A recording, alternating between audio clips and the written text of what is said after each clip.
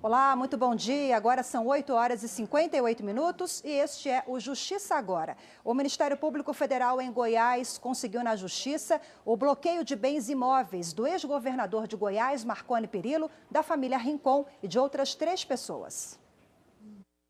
A decisão da 11ª Vara da Justiça Federal é do último dia 6 de dezembro e só foi divulgada agora, depois que a ordem foi cumprida, já que antes estava sob sigilo. A medida se deu no âmbito da Operação Cash Delivery, que apura suspeitas de corrupção, lavagem de dinheiro e associação criminosa, atribuídas a Perillo por executivos da Odebrecht. O valor limite do bloqueio chega a quase 22 milhões de reais.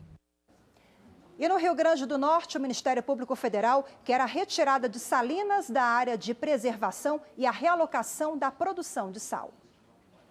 As ações judiciais contra 18 empresas salineiras no Rio Grande do Norte foram a única alternativa que restou após 2 audiências públicas e tentativas frustradas de firmar acordos com os empresários. Todos mantêm ilegalmente atividades em áreas de preservação permanente protegidas por lei. O uso não pode ser regularizado. Foi sugerido aos proprietários que concluam a remoção no prazo de 4 anos, podendo ser prorrogado por igual período, sem que os empreendimentos percam sua viabilidade econômica. As áreas irregulares representam apenas 10% do espaço ocupado pelas salinas. O MPF requer às empresas não só a desocupação das áreas, mas também a promoção de algumas compensações a partir da elaboração do plano de recuperação das áreas degradadas, conforme o que já foi mapeado e sugerido pelo Grupo de Trabalho do Sal.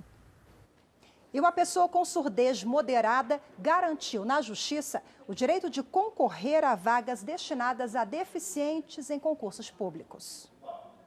A 5ª turma do TRF da 1ª Região levou em consideração as opiniões de médicos especialistas juntadas no processo que classificam a perda auditiva da autora como moderada e bilateral. A empresa brasileira de Correios e Telégrafos chegou a alegar que a perícia judicial concluiu ao examinar a candidata pela inexistência de deficiência auditiva nos termos descritos no Decreto 3.298 de 99. Mas para o colegiado, a mulher se enquadra nos parâmetros exigidos pela norma para concorrer às vagas reservadas em concursos públicos a candidatos com deficiência.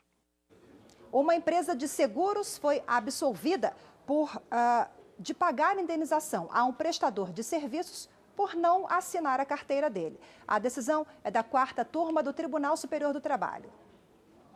O analista de TI prestava serviços para a seguradora Sompo Seguros, em São Paulo, mas era outra empresa que pagava os salários dele. Na ação trabalhista, o empregado pediu reconhecimento de vínculo de emprego direto com a tomadora de serviços para ter direito à rescisão devida e pediu também indenização por dano moral pela falta de registro na carteira de trabalho. O Tribunal Regional do Trabalho da 2ª Região, em São Paulo, havia aceitado os argumentos do analista. Para o TRT, a empresa desrespeitou os direitos do empregado por não assinar a carteira de trabalho.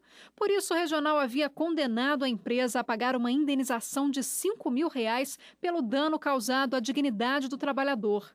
Mas a 4ª turma do TST teve entendimento contrário. O relator do recurso, ministro Ives Gandra Martins Filho, afirmou que o dano moral não pode ser comprovado apenas pela presunção de ofensa ao princípio da dignidade humana.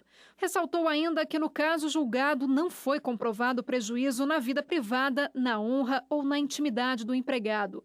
Por unanimidade, a turma absolveu a empresa do pagamento de indenização. O Justiça Agora fica por aqui. Outras notícias do Poder Judiciário você confere logo mais à 1 da tarde no Jornal da Justiça, 1ª edição. Até lá.